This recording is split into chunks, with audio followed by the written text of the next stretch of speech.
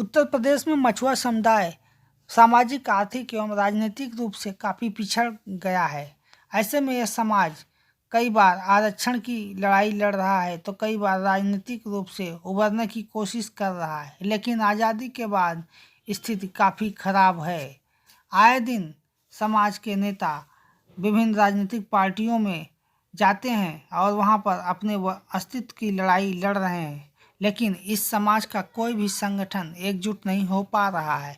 ऐसे में लखनऊ में एक मीटिंग के दौरान कांग्रेसी नेता तूफानी निषाद का कहना है कि संगठन में शक्ति होती है, अगर संगठन एकजुट होकर कार्य करे तो कुछ हो सकता है। किसी भी समाज या राष्ट्र के निर्माण के लिए एक सामाजिक संगठन होना अति आवश्यक है। आज के समय में ये जरूरी है कि एक समाज के निर्माण के लिए एक सामाजिक संगठन और साथ ही साथ उसका राजनीतिक भागीदारी होना चाहिए। तो निषाद समाज जो है एक काफ़ी पिछड़ा हुआ समाज माना जाता है और हमारे देश में कहीं ओबीसी, कहीं एससी, कहीं एसटी जातियों में ये विखंडित है।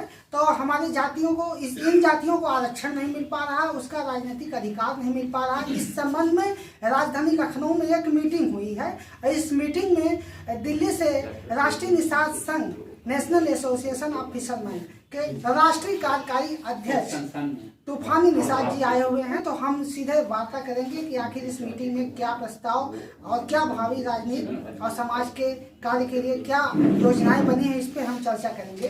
जी तूफानी जी बताइए, क्या आपकी भावी राजनीति है और समाज का कैसा निर्माण चाहते हैं? देखिए, सबसे पहले मैं बताना चाहूंगा कि कल 21 नवंबर था। 21 नवंबर को विश्व मत्स्यिकी दिवस मनाया जाता है। उसके पीछे का कारण रहा है कि 1979 में 21 नवंबर को नेशनल एसोसिएशन ऑफ फिशरमैन, जो कि उत्तरी भारत में राष्ट्रीय निषाद संघ की संस्था जानी जाती है, तो 21 नवंबर को विश्व मत्स्यिकी दिवस मनाया जाता है। आज मैं अपने तमाम साथियों के साथ उत्तर प्रदेश से आए हुए निषाद भाइयों के साथ एक विचार विमर्श किया कि नेशनल एसोसिएशन ऑफ फिशरमैन का जो मूल रूप था, जिस लिए ये बनाई गई थी, प्रोफेसर बी रामचंद्र राव या फूलन देवी का जो सपना था कि निषादों को, मछुआरों को पूरे भारत में इनका पुश्तैनी पेशा जो बालू खनन है, मत्स्य है, घाट का है, घाट संचालन का है, इनको मिले। आज जो स्थिति, भारत एक संक्रमण काल से गुजर रहा है और इस संक्रमण काल में मछुआरों की राजनीति में किसी प्रकार का कोई स्थान, कोई सम्मान नहीं है। लोग एमपी एमएलए तो बन जाते हैं, समाज के बीच में जाते हैं, कैडर करते हैं, समाज के बीच में रैलियां करते हैं, समाज को इकट्ठा करते हैं, और जब एमपी एमएलए या मिनिस्टर बन जाते हैं तो समाज को फिर वहीं छोड़ देते हैं जहां से वो समाज को चट्टी चौराहे से उठाकर लाए थे। आज समाज का मैं मंत्री जी से, माननीय मंत्री जी से आह्वान कर रहा हूं कि समाज की जो स्थिति है उस तरफ माननीय मंत्री जी का जो फिशरीज मंत्री है उनसे आह्वान करता हूं कि समाज के तरफ ध्यान दे। जो इस समाज का संवैधानिक अधिकार है, खासतौर से चाहे वो बालू मोरंग खनन हो, चाहे पट्टे हो, यहाँ पट्टों पे जिस तरह से माफियाओं का कब्जा हो रहा है, इस पट्टे पर जिस तरह से लोगों से अवैध तरीके से वसूली की जा रही है, और खासतौर से जो पूरे भारत में जो ज्वलंत मुद्दा है, हमारे समाज के जो एमपी एमएलए हैं या जो भी पार्टियां आती हैं वो आश्वासन देती हैं, घोषणा पत्र में भी वो ये घोषणा करती हैं कि हमारी सरकार बन जाएगी तो हम निषाद मछुआरों के आरक्षण की बात करेंगे, इन्हें आरक्षण देंगे। माननीय मंत्री जी से मैं यह आग्रह करना चाहता हूं कि प्रदेशों में भी जो सरकारें हैं या केंद्र में जो सरकार है, जो इन्होंने घोषणा किया है कि मछुआ मंत्रालय को अलग से करेंगे, अलग से एक बोर्ड बनाएंगे, बोर्ड का जो चेयरमैन होगा वो निषाद कम्युनिटी से होगा, जो निषाद कम्युनिटी के बारे में जानता हो, जो मत्स्य आखेट के बारे में जानता हो, जो इनकी बात करे। वो उस बात को मैं याद दिलाना चाहूंगा कि आज जो यह मछुआरा समाज अपने आप को ठगा हुआ महसूस कर रहा है, अपने आप को ऐसा उसको लग रहा है कि पार्टियां हर पार्टियों की तरह वर्तमान में जो सरकारें हैं, इन लोगों ने भी हम लोगों को वही छलावा दे करके मत्स्य पालन को कृषि का दर्जा देने का जो इन्होंने वादा किया था अभी तक नहीं किया।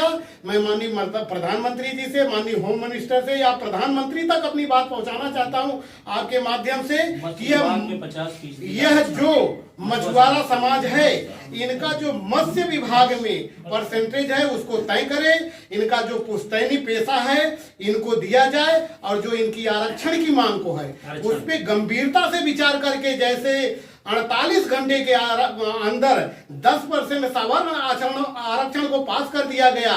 क्या कारण है कि तमाम प्रदेशों से इनका आयोग से रिपोर्ट मंगाने के बावजूद भी इनको आरक्षण नहीं दिया गया। यह समाज भली भांति जानता है, यह समाज अब इनके झांसे में आने वाला नहीं है। 2022 का उत्तर प्रदेश का चुनाव आने वाला है, इसलिए मैं लखनऊ की धरती पर बैठ करके मैं ये आह्वान कर रहा हूं कि 2022 में अगर मत्स्य पालन को और मछुआरों के अधिकारों का आरक्षण को ध्यान में रखते हुए मत्स्य विभाग और सिंचाई विभाग में 50% इनका आरक्षण हो, और जो इनका अनुसूचित जाति की मांग है, चाहे उत्तर प्रदेश का अनुसूचित जाति की मांग हो, चाहे मध्य प्रदेश और बिहार का एसटी की मांग हो, सरकार को इस पे गंभीरता से विचार करके जो त्रुटि है उसे दूर करे और इनको आरक्षण को दे और इनके जो संवैधानिक अधिकार है उसे दे, नहीं तो इसके गंभीर परिणाम 2022 में भुगतने के लिए तैयार है। आप लोग काफी संख्या में पूरे देश में निवास करते हैं, कितनी संख्या है? देखिए, पूरे देश में हमारा जो इस समाज का है, पूरी तरह से यह समाज अनपढ़ होने के नाते दूर दराज खाड़ियों में या समुद्रों के किनारे, नदियों के किनारे होने की वजह से इनकी समुचित संख्या सरकार के पास नहीं है। लेकिन जो हमारे राष्ट्रीय संगठन है उनका एक आंकड़ा है कि पूरे देश में इस समाज की आबादी 18 से 20 करोड़ है।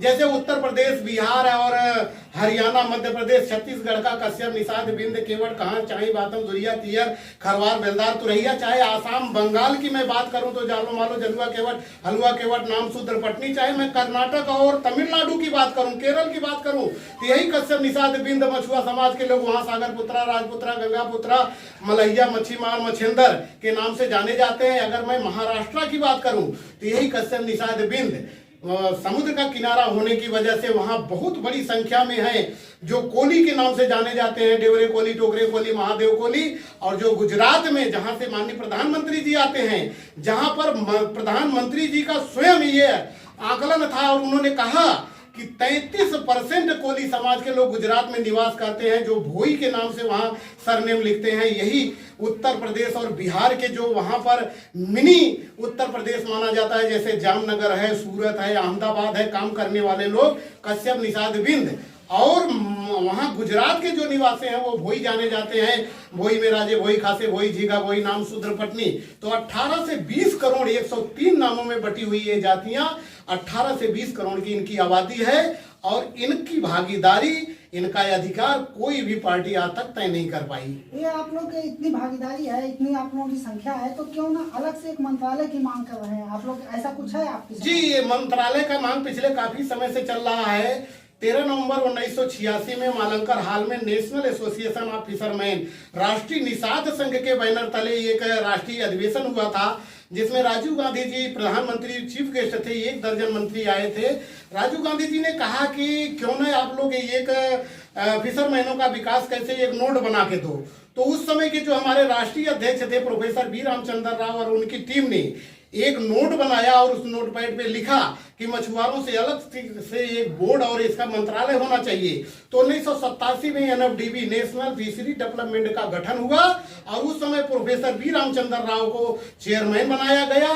जो कृषि मंत्रालय में पूरा विंग मिला था वो वहीं से विकास के काम फिशरमैनों को कर रहे थे और पूरे भारत में लगभग इनको आरक्षण की बात भी होने लगी थी, इनके पुश्तैनी पैसे की भी बात होने लगी थी। लेकिन कुछ त्रुटियों और कुछ ऐसे यहाँ तथा कथित लोग आए जिन्होंने इस संगठन को राजनीतिक रंग देने का कोशिश किया।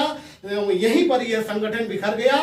मेरा प्रयास फिर से है, अभी 6, 7, 8 मार्च 2020 को एक राष्ट्रीय अधिवेशन बंबई में हुआ है। उसमें ये निर्णय लिया गया है कि फिर से जो पुराना स्वरूप राष्ट्रीय निषाद संघ का था, हम लोग प्रधानमंत्री को एक ज्ञापन देंगे।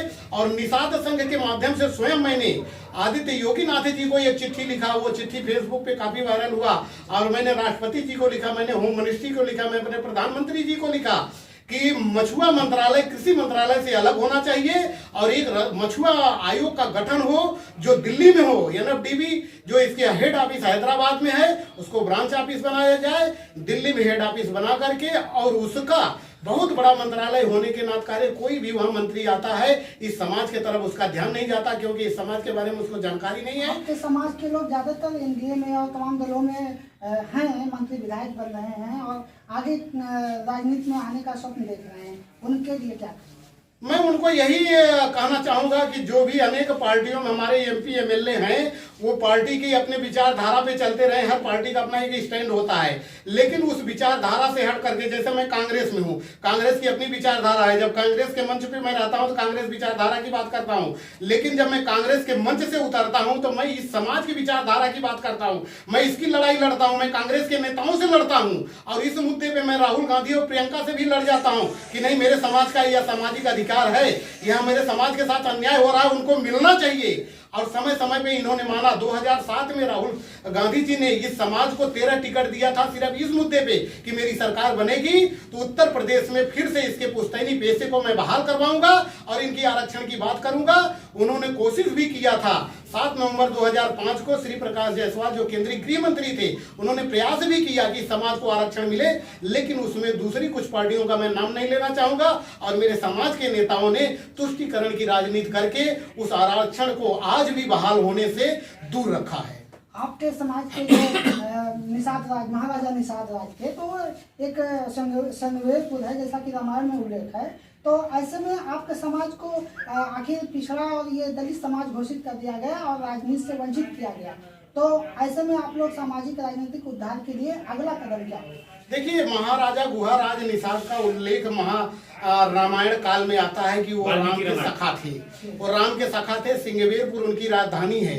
यह जब 1991 में भारतीय जनता पार्टी द्वारा राम रथ चलाया गया तो टीवी में रामायण को दिखा करके पांव धोते हुए केवट का संवाद दिखाया गया। उससे भावुक होकर के यह समाज इमोशनल है, यह समाज बहुत भावुक है, बहुत जल्दी इमोशन में आ जाता है। यह समाज बड़े धार्मिक विचार का है। इन्होंने भारतीय जनता पार्टी का 1991 में खुल करके 100% समर्थन दिया, लेकिन जो उत्तर प्रदेश की संवैधानिक प्रक्रिया है कि जिस समाज का सामाजिक, राजनीतिक, आर्थिक विकास न हुआ हो उस समाज को आरक्षण देना जरूरी है। 1952 में जो जातियों की कैटेगरी बनी थी, मझवार 29 नंबर कैटेगरी पर आरक्षित है, तो मझवार की उपजातियां कश्यप, निषाद, बिंद जैसे चमार के 29 नंबर क्रमांक पर अंकित है, चमार को अनुसूचित जात का दर्जा दिया गया। 1971 में बाबू जगजीवन राम ने बात किया कि जिस तरह से उत्तर प्रदेश की अगर ओबीसी की लिस्ट आप निकाले तो चमार यहाँ पिछड़ी जाति में है, पिछड़ी जाति के कैटेगरी में लिस्टेड है, लेकिन कास्ट का सर्टिफिकेट बनता है तो उनका अनुसूचित जात का बनता है। तो बाबू जगजीवन राम ARI 1971 एक बहुत बड़ा जजमेंट है 3 जजों का सुप्रीम कोर्ट का। उन्होंने कहा कि चमार की उपजातियां रैगर, रमदसिया, शिवदसिया, रोही, रोकी, बोम्बी, आज, धर्मी, कुरील, इनका चमारों के साथ आपस में रोटी बेटी का रिश्ता है। पूरे भारत में कहीं भी पिछड़ी और अनुसूचित जाति के कैटेगरी में आती हो, जब इनका कास्ट का सर्टिफिकेट बने तो शेड्यूल कास्ट का बने। इसी तरह हम लोगों ने मांग किया। दुर्भाग्य रहा कि समाज का कोई बड़ा नेता नहीं रहा, कोई गॉडफादर नहीं रहा, और जो रहा तो उस सार्थक मांग को उन्होंने सरकार के सामने ठीक से रखा नहीं। हमारा समाज भी इतना अग्रेसिव नहीं था, इसको आरक्षण लेना नहीं चाहता था, आरक्षण के बारे में जानकारी नहीं थी। तो जो क्रमांक नंबर 52 पर अंकित मझवार जाति अनुसूचित जाति में है, और मझवार के साथ कश्यप, निषाद, बिंद, केवट, कहार का आपस में रोटी बेटी का रिश्ता है, तो हम कोई अलग से कैटेगरी नहीं मांग रहे हैं। जो 1952 का वो है नोटिफिकेशन है, उसी में सिर्फ इन जातियों को, परवायवाची को जोड़ दिया जाए, हमारा आरक्षण मिल जाएगा, इस समाज का समृद्ध विकास हो जाएगा। 1961 का इसी मुद्दे पर आप आरक्षण की बात करते हुए सामाजिक और राजनीतिक उद्धार के लिए आपने ये मीटिंग आयोजित की, तो अगला लक्ष्य क्या होगा आपका? देखिए, मेरा अगला लक्ष्य यह है, यह समाज, क्योंकि समाज की जिम्मेदारी है, समाज का मैं नेतृत्व करता आया हूँ। फूलन देवी के टाइम से ही मैं समाज का एक सिपाही रहा हूँ।